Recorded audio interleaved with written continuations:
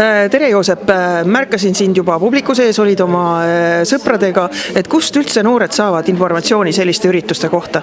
No minule tuli informatsioon Instagramist, näiteks sotsiaalmeediast. Nüüd üritus kestis päris pikalt, läbi võeti väga tõsised teemad.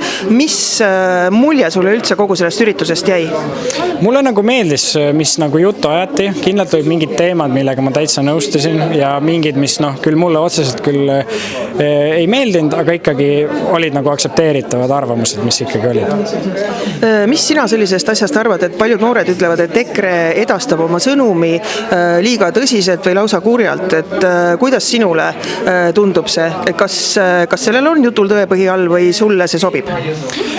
Ma ei nõustu nende noortega. Ma arvan, et nad selles mõttes EKRE ajab nagu suhtsukest adekvaatset juttu, kui viisakamalt saaks öelda niimoodi.